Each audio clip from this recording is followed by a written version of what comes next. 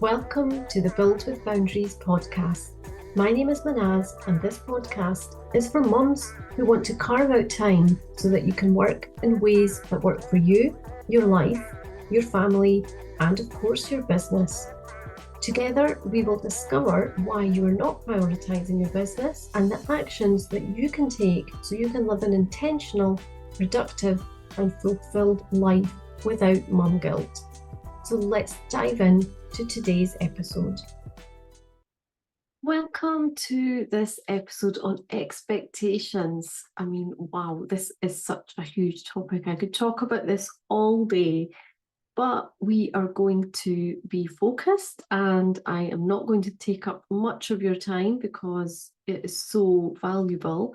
So today's episode is episode 33, and it's about setting realistic expectations so that you can feel empowered. Now, that's obviously a certain type of expectation, so it narrows it down for me, and I've got some exciting things to share with you, and hopefully you can see where you find it difficult, and like noticing it is always the first thing. So let's get straight into it. So it definitely does feel like it's a bit of a murky world with expectations, and there are all different types of expectations. So let's today focus on the realistic expectations and really why we need to do that.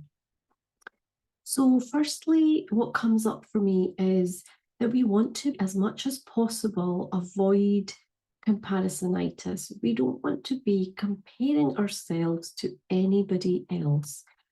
If anything, we want to compare ourselves to ourselves, if that makes sense. So what we were doing yesterday compared with today or last year or 2 months ago would seem fair, but it's just not fair when we're comparing somebody else.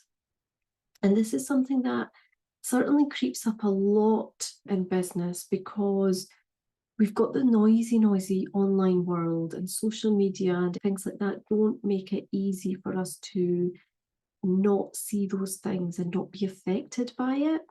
So this is your chance to really see what is it that's affecting you and how you can then take steps to work on that.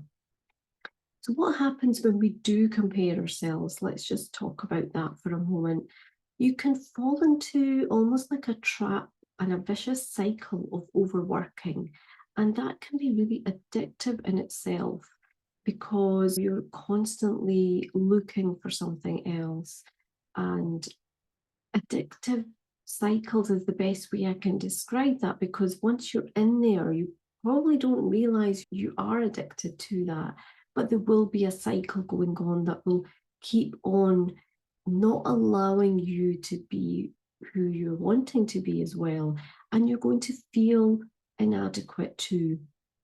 And all of these things are going to lead to stress in some shape or form, because it's almost like fighting with something that you cannot see. It's not a fair comparison anyway. So you're almost trying to win a battle that isn't fair anyway. Secondly, what I see is the confidence side. We've just touched on feeling inadequate. And this can really hit our confidence levels. Now, when you're a mum in business, you're doing all the things yourself, you're in your own home or workspace, in your family life, you're very much working on your own on all these things that are important to you.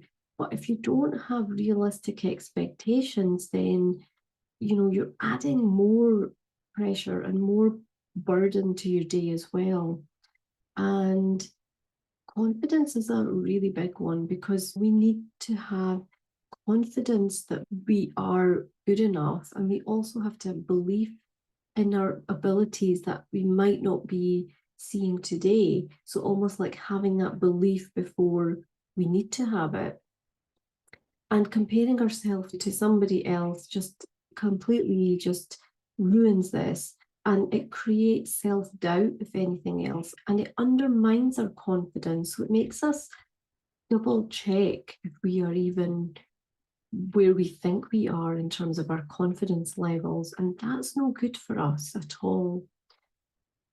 And next is staying true to oneself. So if you want to be true to yourself, you want to be working in a way that feels good to you, feels like it's aligned, your passion business has passion running through it in every part, then we need to be revealing our unique strengths, and we need to be looking and bearing in mind what circumstances we're working in, what weaknesses we might have, and setting expectations based on those. So being more realistic about them, being more realistic with our capabilities, with the time we can give, the things we can get done, is going to help us to create more passion for that vision that we have, because we're not busy looking at other people and we're sort of staying on track in our own lane, and we're feeling good about it as well.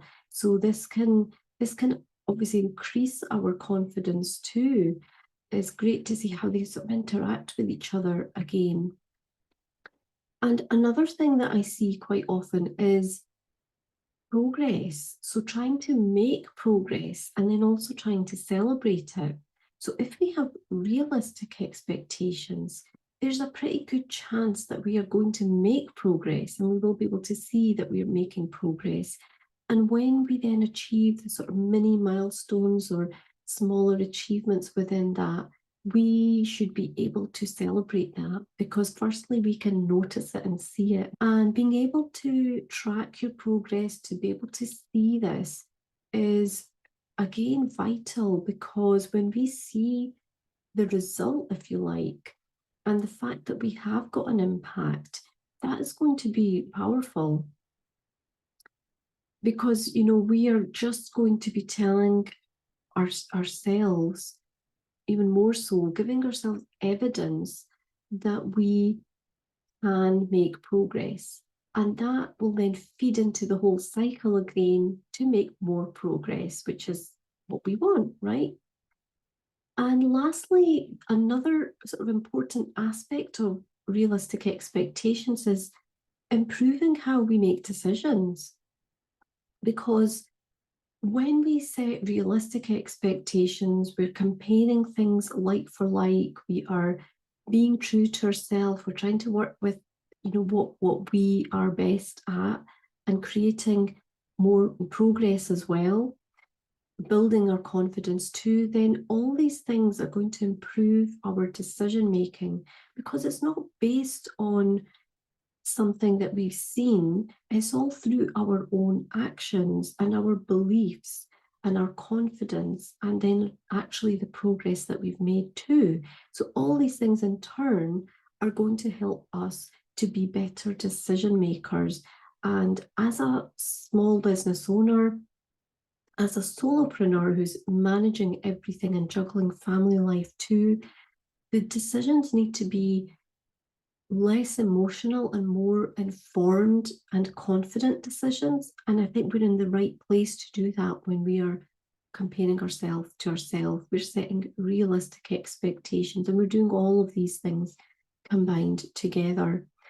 And all of these things link together really nicely, and they will all help nurture each other. And we will be growing in each of these areas by focusing on creating realistic expectations. Now, that's not to say that you shouldn't be pushing yourself. So, when you set your goals, not trying to stay too safe. It's not about that. If you set a big, scary goal, like really, really scary, there's more chance that you're just going to give up without even getting there. But if you really focus on creating more realistic expectations, and bearing in mind, you have a family and you have other things you're focusing on and giving your time to.